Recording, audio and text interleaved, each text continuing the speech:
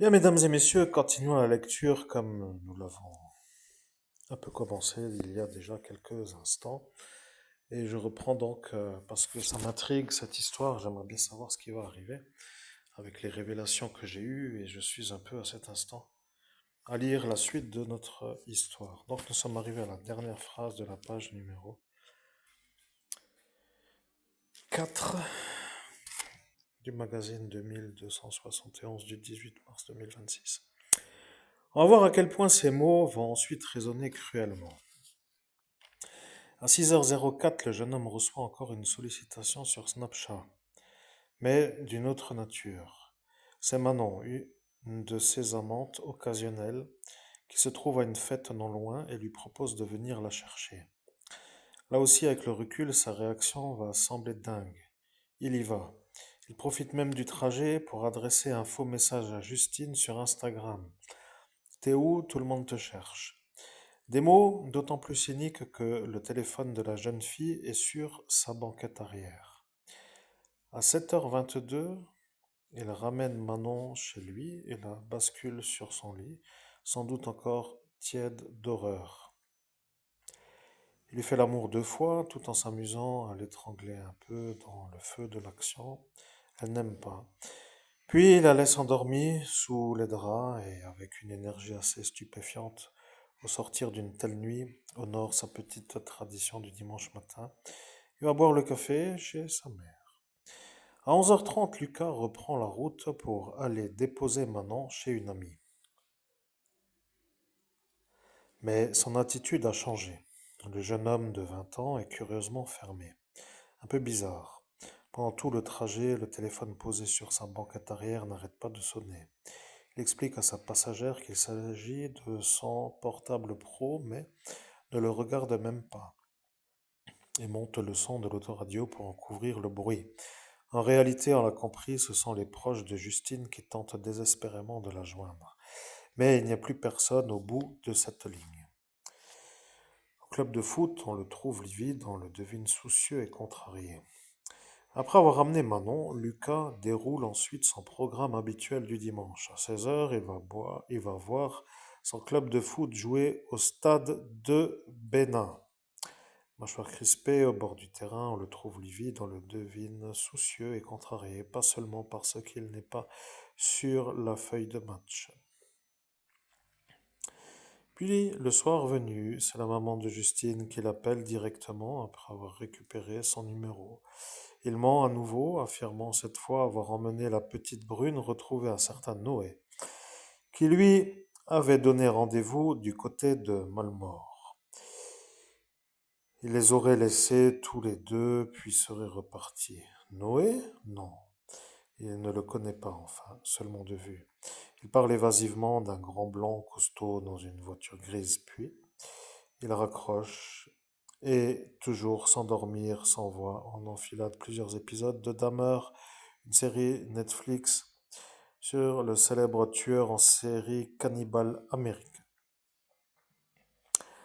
Le lundi 24 octobre au matin, ça fait déjà plus de 24 heures que Justine a disparu. Les flics déjà en train de tout croiser ont vu la mère de la jeune fille et sont convaincus d'une chose, ce Noé fantomatique dont parle Lucas n'existe pas. Ce qu'ils savent aussi, c'est que le portable de la jolie gamine a borné près de chez Lucas à Bénin. Le lendemain 25 octobre, ils placent le garçon en garde à vue et lui font examiner par un médecin. Lucas présente des marques suspectes à l'épaule gauche, des dermabrasions sur le thorax et des griffures au cou. Mais, sous l'avalanche des questions, il s'entête à parler de ce Noé. Il tricote une nouvelle histoire absolument improbable. En fait, Noé aurait grimpé de force dans sa voiture en lui ordonnant de conduire jusqu'à chez lui à Bénin. Durant le trajet, Justine se serait endormie, la tête contre la vitre. Noé, furieux qu'elle ne réponde pas à ses questions, l'aurait alors cogné jusqu'au sang.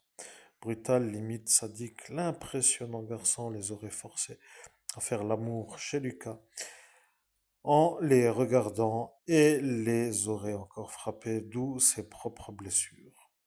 Puis il serait reparti avec la jolie gosse vers une destination inconnue en lui ordonnant de nettoyer toutes les traces de sang. Des traces de sang, des traces de sang partout dans la chambre. Son histoire n'a strictement aucun sens. Les découvertes effectuées dans sa petite dépendance sont bien plus significatives. Il y a des traces, il y a des traces sang partout dans la chambre, jusque sur le mur au-dessus du lit. Ce n'est pas tout. Dans un recoin de la masure, il trouve également un marteau, un sextoy et de la ficelle bleue. Ressortis à l'air libre, les enquêteurs inspectent méticuleusement le périmètre et découvrent non loin les restes d'un feu récent. Au milieu des cendres, une barrette à cheveux, une boucle de fermeture de sac à main, les restes d'une carte bancaire et une clé de voiture. Tout est à Justine. Pendant qu'il prélève soigneusement ses pièces à conviction, Lucas tente pathétiquement de s'enfuir, mais il est vite rattrapé et ramené au poste Manu Militari. Nouvel interrogatoire et nouvelle salade de bobard avec une nouvelle vinaigrette. Cette fois, le garçon de ferme reconnaît que Noé n'existe pas. Oui, avoue-t-il enfin, il a ramené Justine chez lui sans témoin. Oui, il l'a déshabillée. Il était d'accord, il le jure, et pas du tout si bourré que ça. Et puis, pendant l'amour, il ignore ce qu'il lui a pris. Enfin si, une envie impérieuse de lui mettre une baigne. Alors, il l'a frappée une fois, mais il y allait un tout petit peu trop fort. Elle en est morte. Dès lors, il a paniqué et les idées un peu emmêlées, il a pris une décision qui, c'est vrai, n'était peut-être pas la meilleure. Il est allé l'enterrer en sous-bois en la transportant avec un chariot élévateur emprunté en douce chez ses parents. Voilà, tout ça pour un simple coup de poing, quel déveine. Juste après ces aveux complètement lunaires, le corps de Justine est retrouvé à l'endroit indiqué, enfoui sous 90 cm de terre. La jeune fille, sa robe pastel retroussée sur l'abdomen, le bas du corps dénudé, les bras relevés et les chevilles nouées avec de la ficelle bleue. Surtout, un long morceau de cette même ficelle autour du cou. Clairement, ce n'est pas un coup de poing qui l'a tuée, elle est morte étranglée, frappée qu'un objet tranchant et contondant qui écrase et déchire la peau. L'autopsie apporte ensuite de nombreuses précisions sordides. La pauvre fille a été lourdement frappée avec un objet tranchant et contondant qui écrase et déchire la peau. 2 hématomes au niveau de l'utérus suggèrent qu'elle a été violée avec férocité. Et lancée par qui? Son corps est encore imprégné du sperme de son bourreau, Lucas. Présenté devant un juge d'instruction, le jeune homme ne renonce pourtant pas à toutes ces fables ridicules. Justine était d'accord pour faire l'amour, il le répète. Petit détail qu'il juge bon d'apporter, il lui a même mis un doigt dans l'anus. Simplement, dans l'emportement, leur rapport se serait terminé dans un laisser-aller un peu trop vif. C'est le mot qu'il emploie. Il aurait suffi d'un unique geste impulsif et idiot. Les projections de sang partout dans la chambre. La ficelle bleue. Il ne sait plus. Les multiples blessures sur le corps de la victime. C'est le chariot élévateur qui a dû lui causer ça. L'addition de tous ces mensonges stupides commence à être très lourde, mais un nouveau rapport éclaire bientôt la mécanique de cette fuite en avant. Chargé d'examiner Lucas, un expert psychiatre décèle chez lui une personnalité antisociale, avec surestimation de soi, duperie, manipulation, intolérance à la frustration et absence de culpabilité. En clair, Lucas serait un sociopathe. Son passé recèle d'ailleurs plusieurs épisodes inquiétants. En classe de quatrième, le jeune homme s'était fait exclure pour avoir brimé un camarade plus faible. Au lycée, il s'est fait virer 3 fois. Le maire de Bénin, lui-même agriculteur, le soupçonne d'avoir volontairement blessé à la fourche certaines de ses vaches Quant à ses anciennes petites copines, beaucoup disent avoir eu peur de lui. L'une d'elles s'est déjà retrouvée empoignée par la mâchoire et plaquée contre le mur. Elle évoque des changements de comportement inattendus, inquiétants et glaçants. Au milieu de tous ces mensonges, peut-être enfin une part de la vérité du personnage. Il a refusé de se prêter à une reconstitution. Le procès de Lucas Larrivé pour enlèvement, séquestration, viol et meurtre devait s'ouvrir ce lundi devant les assises de Tulle. Sur la base de ces ultimes auditions, on pouvait s'attendre à ceux qu'il conteste encore et toujours une partie des faits, notamment le viol et l'intention de tuer. Il a d'ailleurs refusé de se prêter à une reconstitution. On pouvait surtout craindre une pluie de nouveaux mensonges. Depuis 3 ans et demi qu'il est incarcéré, il aurait eu tout le temps d'en préparer une collection à sa mesure, ça promet. Surtout pour les proches de Justine qui vont devoir supporter ça. Compte rendu d'audience la semaine prochaine dans nos colonnes. En attendant le verdict, Lucas Larrivé demeure présumé innocent.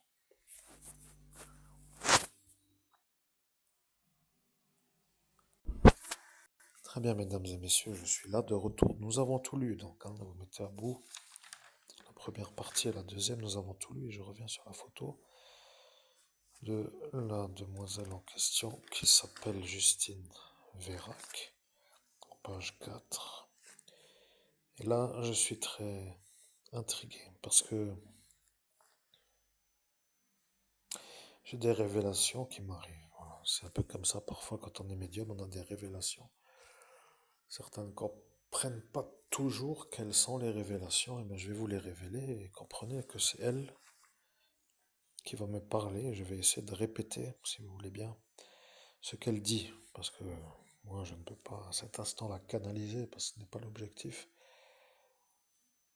Et s'il y a un changement, ben, je canaliserai peut-être à voir selon le futur de ce qui s'appelle la trajectoire à suivre. Donc je suis là, et maintenant j'écoute ce qu'il y a à dire.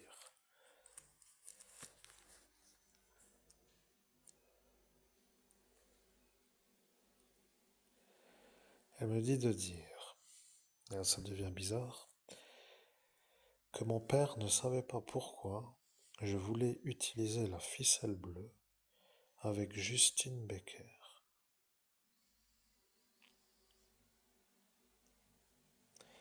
Eh bien voilà, ils m'ont fait passer moi pour elle. Incroyable, chers auditeurs. Vous vous rendez compte de la chose que j'entends? Mon Dieu. Je ne sais pas vraiment pourquoi j'entends ce que j'entends parfois, mais là je suis vraiment...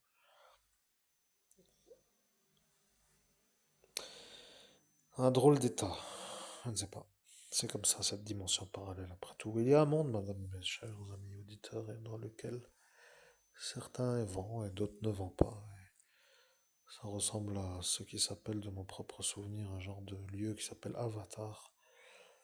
Comme dans les êtres de ce film, vous voyez, vous êtes humain, et puis d'un seul coup, pouf, vous faites une autre vie dans une autre dimension, et c'est celle-ci qui fait la vie où vous êtes, dans la dimension où vous êtes. Bon, je ne sais pas si ça c'est compris, mais disons que dans cette dimension, il semblerait que ça a chauffé un max, et que à cet instant, moi,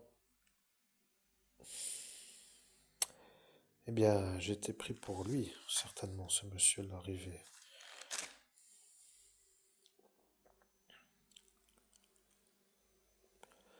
Oui, j'ai été pris pour lui et c'était la manière où Lucien voulait me faire disjoncter. Vous voyez, quand je la regarde, cette petite Justine Vérac, elle me transmet des messages comme si c'était une femme qui me parle en vis-à-vis. Voilà, je suis là et je suis un peu surpris d'entendre ce que j'entends. Elle a accès à des connaissances que moi, j'ai oubliées. Oui, je peux dire que j'ai oublié.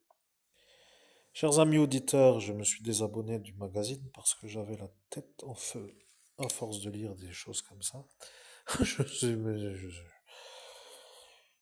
J'étais en train de me rendre compte que c'était toujours un peu difficile à se rééquilibrer en énergie, donc j'ai toujours été très intéressé par les affaires qui sont un peu récitées dans ceci, et puis après j'ai eu un problème d'énervement intensif avec un magazine qui n'est jamais à l'heure dans la boîte aux lettres, et après je me suis dit qu'après tout, si c'est comme ça, je n'ai qu'à aller l'acheter au magasin, point. Comprenez? Comme ça, c'est mieux. Si j'ai envie d'acheter, j'achète, ça veut rien dire, mais je sais pas. Qu'est-ce qui va arriver maintenant, vous voyez?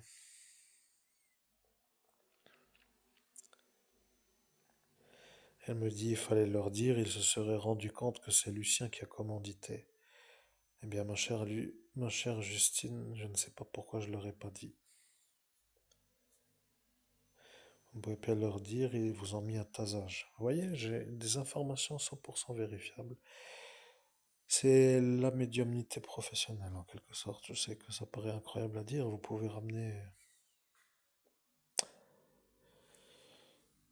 Oh, je ne sais pas qu'est-ce que je voulais vraiment expliquer à cet instant, mais ça devient étrange, vous voyez. Donc vous m'avez tasé pour pas que je puisse dire ce que j'avais à dire pour que celui-là ne se fasse pas voir. Eh bien, je ne sais pas si je dois faire des félicitations, néanmoins la femme est morte et je suis médium, mais je sais que j'arrive à la capter. Et vous qui êtes là autour, vous êtes à vous dire que vous avez compris. C'est tout, je pense. Et elle valide aussi que c'est tout. Bien, chers amis auditeurs, donc je n'ai rien d'autre à raconter de plus que ce que vous venez d'entendre. À très bientôt, peut-être pour une prochaine vidéo.